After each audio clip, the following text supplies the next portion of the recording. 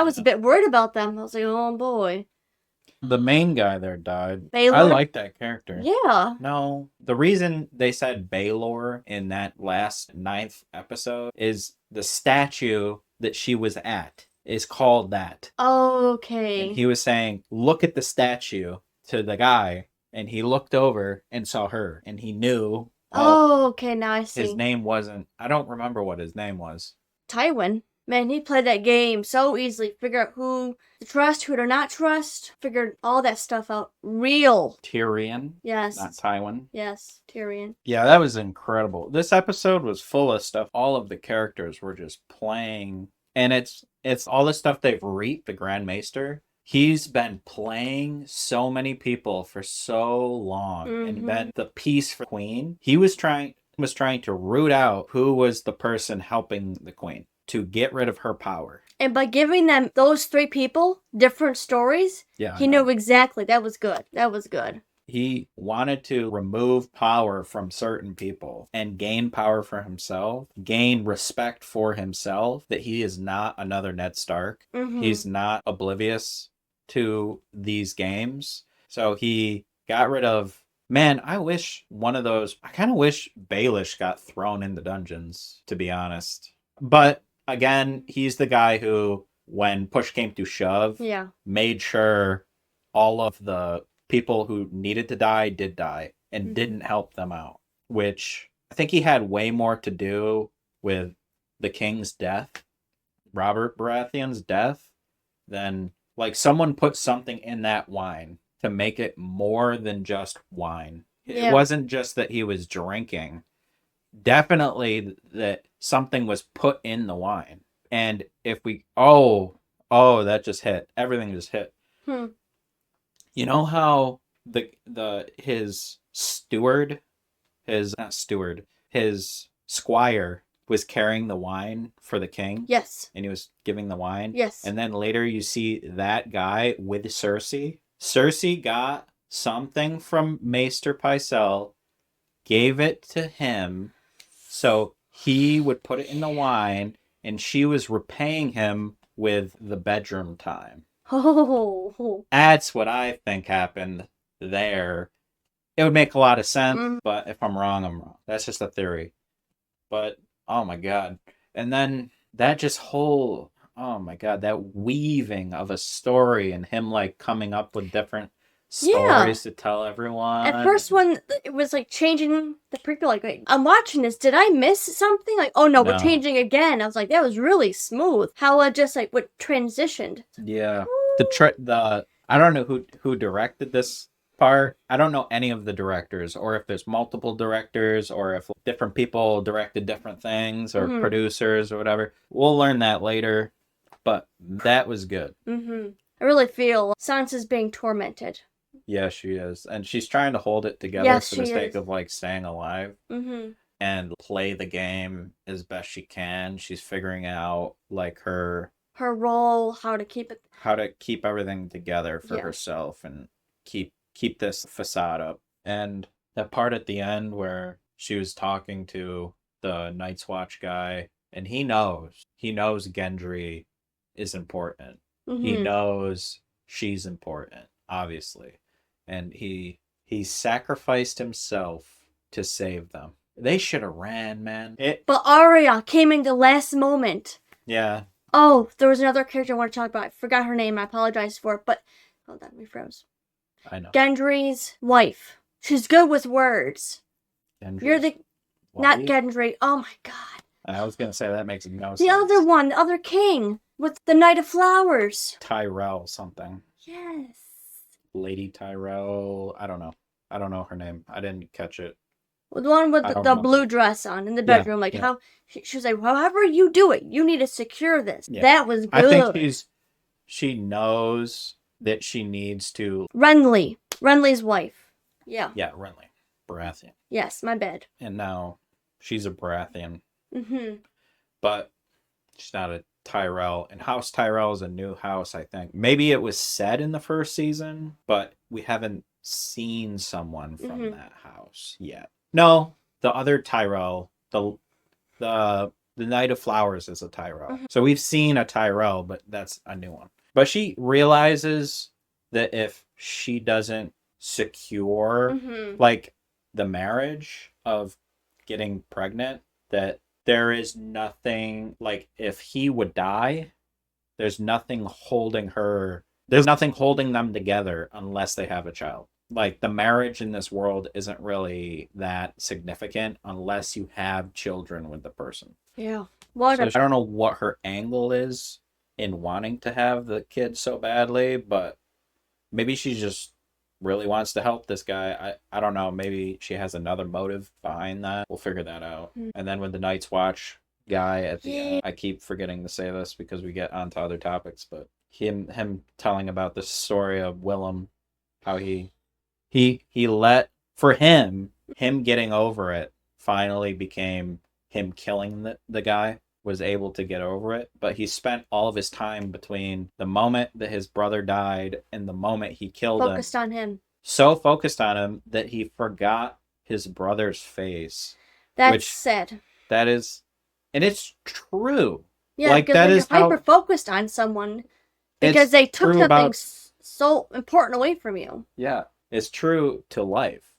People get hyper focused on the things that did them wrong. That did them wrong, and that they forget about the things that they really need to hold on to keep them going in life, which is good.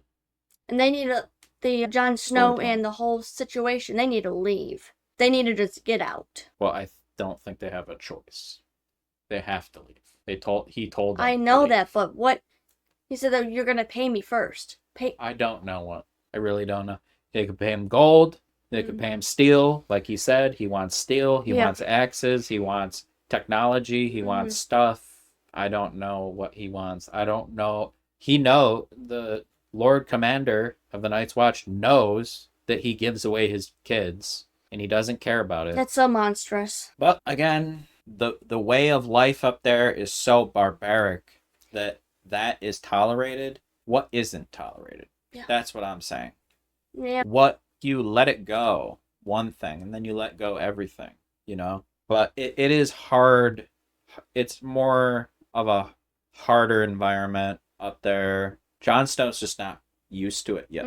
It's kind of like the King's Landing shock. I mean, God, north of the Wall is probably tamer than King's Landing. Yeah. They're like butchering children down there. One male going missing in this guy's house of all his daughters' wives. Yeah. That's kind of like tame compared to just butchering. I mean, nothing is tame. Nothing is okay, but it's pick your evil. It's almost the same, which is crazy. You'd think like the North would be brutal, but it's not. No. It's everywhere is brutal. Doesn't matter. No Daenerys. No. Did we get Daenerys? We did not. We didn't even get Joffrey. Yeah. We didn't get, no, I think, no. You trying. Joffrey. You trying your hardest not to say Jeffrey. Yes, Joffrey. Like you always do. Oh, no. God damn it, Jeffrey. You always say Jeffrey. I'm like, Joffrey. Oh, Lord. Yes. Someone's gonna comment negatively about that. Whatever. I can't please everyone, and I'm just learning, so. I didn't say. I know. I'm just letting them know. I don't care if people comment negatively. Freshwater. Okay, here's something. This episode, they showed Vas Dothrak, right? In the intro. They did. But we didn't get no Daenerys. Am I being lied to? I don't know. People say pay attention, pay attention. Yeah.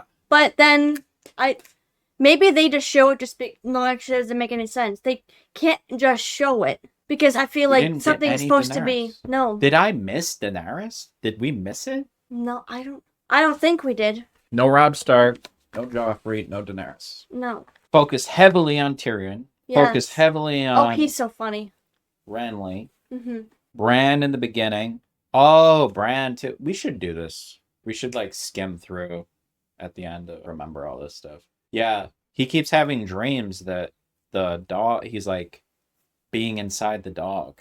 And that he's eating animals and howling and the Maester and Winterfell is You know what's so surprising is that he knows about this stuff and he has the chains. Yeah. And the Valerian Steel, but why is he dismissing it? Maybe I don't you can know. answer that for me, guys. Like, why does he just dismiss it? He knows of this. I think he's like probably just a guy who's realized. Well, I think he's seen firsthand throughout his whole life that magic doesn't really exist anymore, and he's heard of all the things that used to happen, like giants, dragons, and all that. It's all dead now. So that means magic is all dead. But that it could be. This is something I wanted to bring up while I was in it, like in the beginning too. Magic. It could be that magic is like diminishing in this world, like it's going away, right?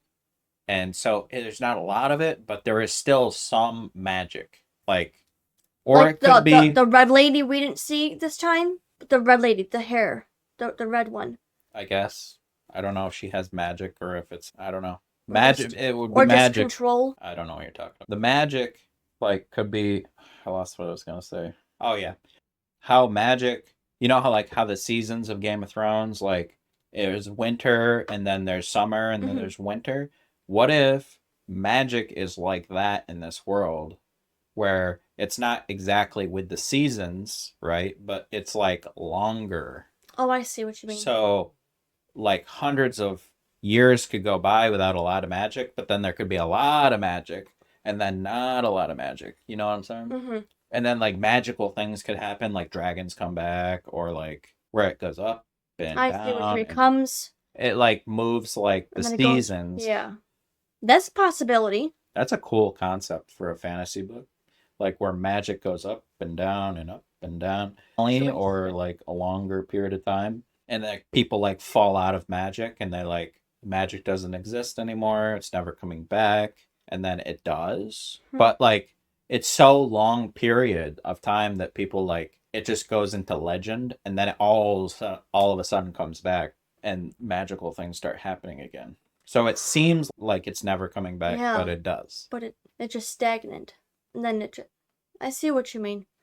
Or it could be that magic, like I said, is going away, but there's just a little bit left, and he has it.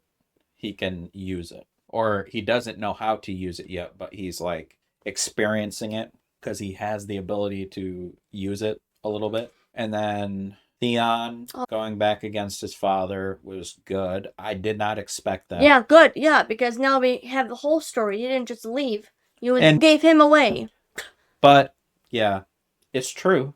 I'll bend the knee. I'll give you my son as a gift. But I think he was burning a message from Rob at the end, and so I think he's fully transitioned away from Rob. Correct me if I'm wrong, but I saw Rob, and then text, and then his name at the bottom. Maybe he was going to send a letter to Rob. Yeah. But then he decided not to. Which is disappointing. That really sucks. Now there's another enemy going at the north. But he just wants to be back with his... When the Lannisters are already going against the north, and that puts them in a real pinch. And one more note before I step off this. I kind of don't like how Lady Catelyn dealt with Renly. She was very upset, and I get it. She's gone through a lot, but you really need these allies. And again, there's a lag of information. Like, she doesn't realize that the Iron Islands are about to attack the north.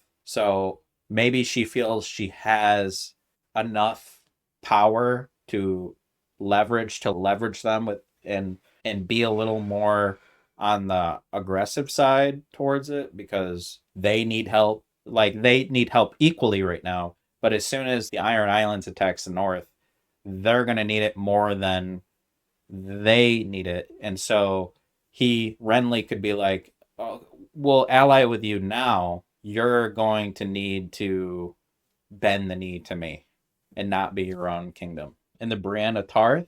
Yes. That was cool. I like that character. It's going to be interesting to see where that goes. If it goes anywhere at all, I don't know. When she said, instead of lady, and then Lady Stark had that smirk, I was like, oh, it reminds me of someone, huh? That was neat. It's Brienne of something. Yes. So she's actually notable. She's like, she has a house. So she's not just a nobody. So I wonder what kind of house she is too. and why she's... Yeah, why? That's a good question. Why choosing this instead of... Yeah. The whole Shay situation. I hope Shay doesn't get herself in trouble. Seeing maybe her dying is an outcome of this season. Well, I mean, Tyrion gave Shay a new thing to do. She's obviously bored. Yeah. She doesn't, and all that she says, oh, I understand what's going on. I don't really think she does. No. She might hear all of the deceit and deception, but she hasn't really seen like the killing part of this city yet. She's just got here. Yeah. And they like killing. They like to do a lot of killing. Yes, they do. They don't care. Here. And I'm kind of afraid of what Varys is going to do with that information.